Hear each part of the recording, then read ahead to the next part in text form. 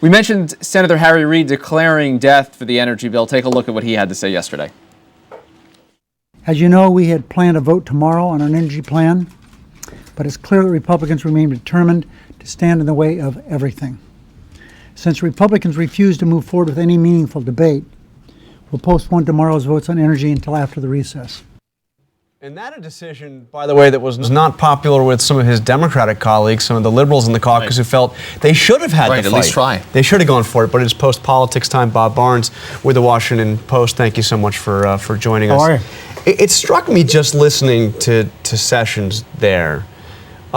He was more passionate in his opposition to Kagan than I've heard him at any point. Even during the hearings, there's some tough rounds of questions, and we knew where he was going to be from the very beginning of this.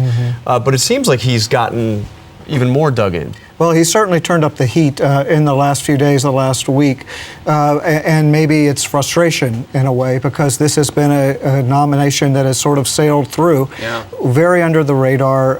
The news was on other things. She was President Obama's second nominee rather than his first.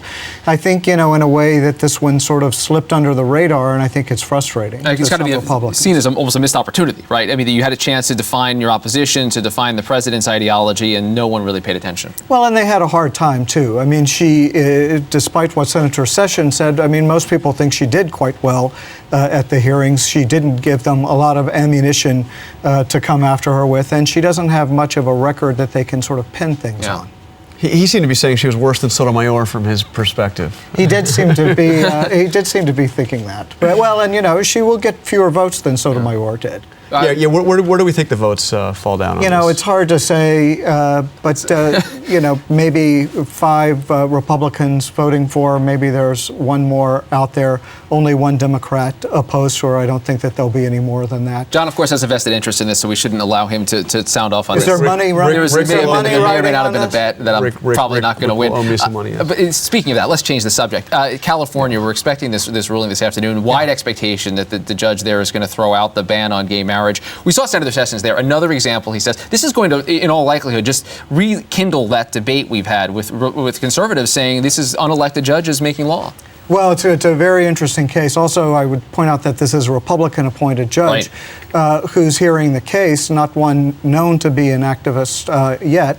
But he worried about it in closing arguments himself. He said, if the courts find this right, rather than it goes through the political process, are we setting up another abortion issue that's going to be in contention for 30 years? Right. The lawyers who are arguing for the right to same-sex marriage said, you can't read the opinion polls. You have to do what you think the law requires. So do we expect this goes ultimately to the Supreme Court? This case is decided to go to the Supreme Court. How long it'll take, who knows? But it is designed to sort of get a final answer to this question. Do you see the votes there on the court right now? I mean, it's hard to know exactly what the court even would look like in a year and a half, 2 years, however long it takes. But it seems like the expectation would be that the Supreme Court would not be inclined to do this based on its current makeup. It's tough to say. There are some people who think, the main lawyer for this is Ted Olson, Bush's Solicitor General, a very conservative and a very successful Supreme Court advocate. And, he clearly believes that he's got the votes or that he can find a path to get the court to agree with him. And what brought Olson to this? I mean, what makes he him says that he always thought that this was wrong. During the Bush administration, he fought efforts along this, and that it's a long-held opinion. And it is quite the team that's bringing that case, indeed. Bob Barnes from the Washington Post, Post Politics. We appreciate you being here. Thank you so much. You're welcome. Good to be here. That does it for this edition of Top Line. That's $5. $5. Well, we haven't had a vote yet, unlike Twitter.com/John Carl. You can let him know how wrong he is generally, even though he may win this bet. Twitter.com/Rick Klein. Thank you, guys.